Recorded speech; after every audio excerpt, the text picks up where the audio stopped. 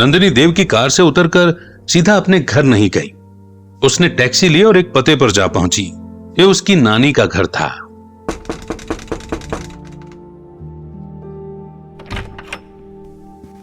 नंदिनी, नानी। नानी के सामने आते ही नंदिनी ने उन्हें अपने गले से लगा लिया। उसका दिल भर आया और आंखों से आंसू निकलने लगे। तभी नानी की नजर जय पर गई। ये हैंडसम से साहबजादे कौन है? मेरा नाम जय है।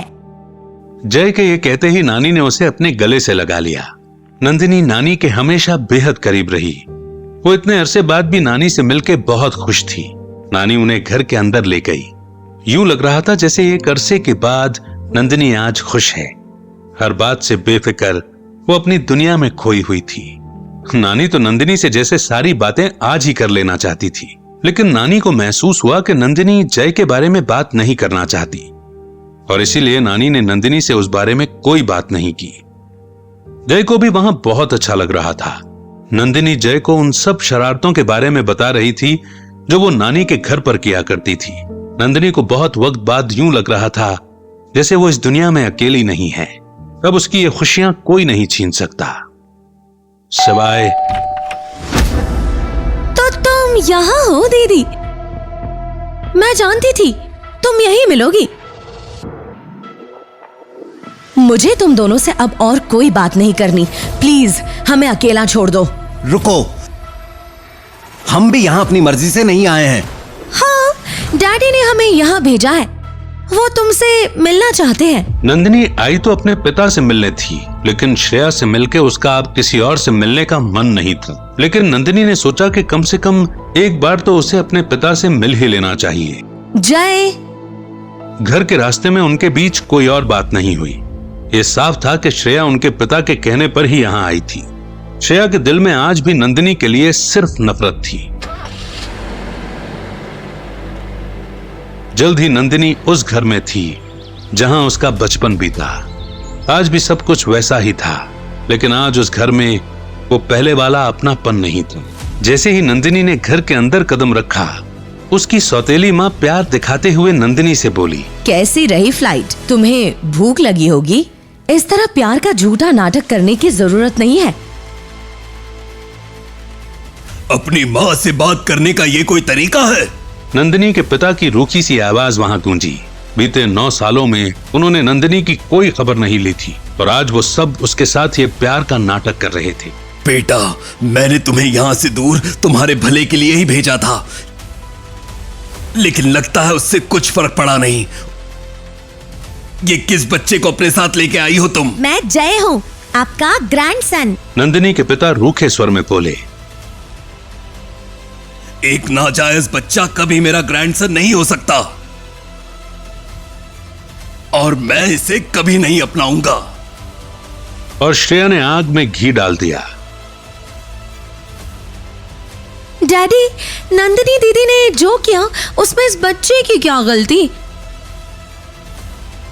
और जैसा भी है, ये लड़का नंदिनी दीदी का बेटा और आपका ग्रैंडसन ही है। श्रेया, तुम बीच में मत बोलो। श्रेया ने जानबूझकर ग्रैंडसन शब्द पर जोर दिया था, क्योंकि वो जानती थी कि इस बात से उनके पापा को और भी ज्यादा गुस्सा आएगा। सब नंदिनी को नीचा दिखाने में लगे थे। कोई उससे ये नहीं पूछ रहा था कि इतने साल उसने अकेले कैसे बिताए। नंदिनी को समझ नहीं आ रहा था कि आखिर इस तरह बेइज्जत करने के लिए ही उसे वापस क्यों बुलाया गया है। वो फिर एक बार अकेली हो गई थी और उसके साथ था बस उसका बेटा। जय मेरा बेटा है और रहेगा, फिर चाहे आपको ये बात पसंद आए या नहीं। मैं यहाँ आपके कहने पर आई थी और आप चाहते हैं तो मैं आज ही चली जाती हूँ। नंदिनी अब तक जिंदगी की हर लड़ाई अकेले ही लड़ती आई थी। वो लोग उसके बारे में क्या सोचते थे इससे उसे कोई फर्क नहीं पड़ता था, लेकिन उनके बर्ताव से नंदिनी को ठेस तो पहुंची थी। लेकिन उसका स्वागत कुछ इसी तरह से होगा ये उम्मीद थी उसे, लेकिन इतनी कड़वाहट का सामना उसे करना होगा ये उसने जरा भी नहीं सोचा था। नंदिनी चाहती थी कि वो अपने दिल की सारी भड़ास आज निकाल दे, लेकिन नंदिनी ने खुद को रोक लिया और उनसे विदा लेकर वहां से जाने लगी। नंदिनी वहां से जा ही रही थी कि तभी राज ने उसे रोक लिया। नंदिनी, प्लीज मेरी बात सुनो। क्या सुनूं मैं? क्या मुझे यहाँ मेरी बेइज्जती करने के लिए बुलाया गया है? कल से राज के मन में कई ऐसी बातें थी जो वो नंदिनी से करना चाहता था। पिछले दिन नंदिनी को किसी और मर्द के साथ देख राज को जलन महसूस हो रही थी। आखिर कभी उसे भी नंदिनी से प्यार था। ये साफ था कि आज भी राज के अंदर नंदिनी को लेकर फीलिंग्स थी। मुझे तुमसे कुछ पूछना है बस। कल तुमने श्रेया को मिस फ्रॉड क्यों कहा था? क्या? नंदिनी को जरा भी एहसास नहीं था कि उसके कहे शब्द राज को याद रह जाएंगी। फ्रॉड श्रेया नहीं, तुम हो गया?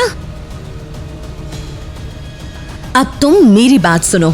नंदिनी को उस वक्त राज पे इतना गुस्सा आ रहा था कि उसकी आंखें गुस्से से लाल हो गईं। नंदिनी ने राज की बात बीच में ही काट दी और गुस्से में वो राज से बोली, मुझे फंसाया गया था, लेकिन तुमने मेरी बात कभी सुनी ही नहीं। तुमने मुझ पे जरा सा भी भरोसा नहीं किया राज। नंदिनी जिस शख्स से कभी प्यार करती थी, उसने उसकी तरफ से तब मुंह मोड़ लिया था जब उसे राज की सबसे ज्यादा जरूरत थी। अब रहो अपनी उस श्रेया के साथ। तुम दोनों एक दूसरे के लिए ही बने हो। इतना बोल नंदिनी मुड़ी और वहां से जाने लगी। लेकिन तभी राज को लगा कि शायद नंदिनी सच बोल रही है। राज ने उसे आगे बढ़कर रोक लिया और बेचैनी भरी आवाज में उससे पूछा, क्या मतलब? तुम्हें फंसाया गया था?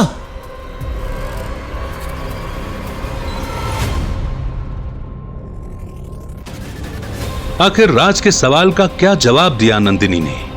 क्या वो उसे अब सच बताएगी? और अगर हां, तो क्या राज करेगा उसका यकीन? ये तो आगे के एपिसोड सुनकर ही पता चलेगा। फुल एपिसोड सुनने के लिए डिस्क्रिप्शन में दी गई लिंक पे क्लिक कीजिए और वीडियो में पूछे गए सवाल का जवाब देना ना भूलें, जिसका जवाब आपको मिलेगा उसी फुल एपिसोड में। कमेंट करने वाले 10 लकी विनर्स को मिलेंगे 500 कॉइंस। तो सुनते रहिए दी रिटर्न, सिर्फ पॉकेट एफएम ऐप पर।